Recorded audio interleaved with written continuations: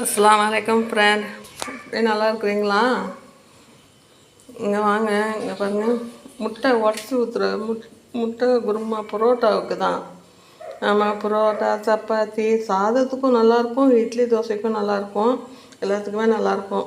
உடச்சி ஊற்றுற முட்டை எப்படி குழம்பு வைக்கிறான்னு பார்க்கலாம் வாங்க. இங்கே பாருங்கள், முன்ன சோம்பு போட்டுருங்க. நான் மண்சட்டியில் தான் ஆக்குவேன், அதனால் சோம்பு முன்ன போட்டுருங்க. போட்டு இங்கே இடித்து வச்சுருக்குறேன் இல்லையா வெங்காயம், சும்மா இடிக்கலால் இடித்து வச்சுக்கிங்க.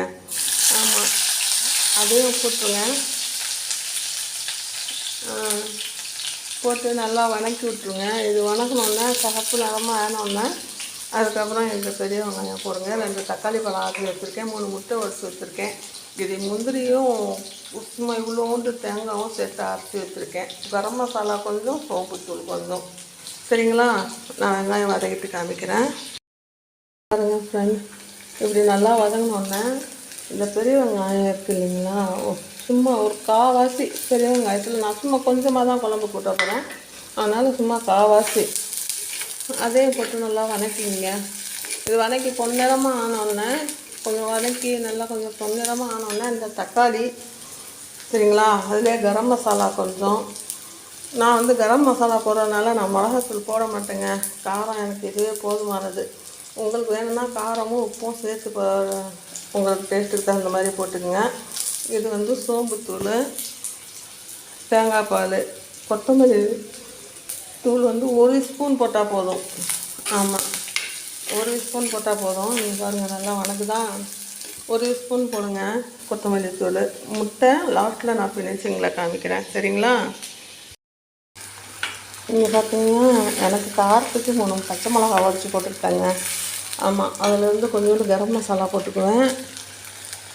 இங்கே பாருங்கள், 1 டீஸ்பூன் போட்டுக்குவேன். ஆமாம், கரம் மசாலா கொஞ்சோண்டு போட்டுக்கிட்டு, ஆனால் லாஸ்ட்டில் முட்டை எல்லாம் போட்டு அதுக்கப்புறம் சோம்புத்தூளை போட்டிங்கன்னா தான் உங்களுக்கு அந்த டேஸ்ட் வரும். ஆமாம், லாஸ்ட்டில் தான் போடணும்.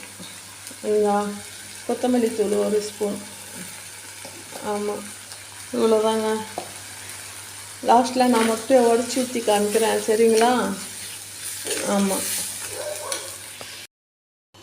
இங்கே பார்த்தீங்களா, முட்டை உடச்சி ஊற்றிட்டேன். இதுலையே 3 முட்டை, இங்கே ஒன்று உடச்சி ஊற்றிட்டு ஒரு 10 நிமிஷம் 5 நிமிஷம் மூடியே வச்சுருங்க. சிம்மில் விட்டுருங்க. நல்லா கொதித்து வெந்து வந்துடும், சரிங்களா? மாஷா அல்லாஹ் சேனல் BKS பிடிச்சிருந்தா சப்ஸ்கிரைப் பண்ணுங்கள், பெல் பட்டன் கிளிக் பண்ணுங்கள், ஷேர் பண்ணுங்கள், சப்ஸ்கிரைப் பண்ணுங்கள்.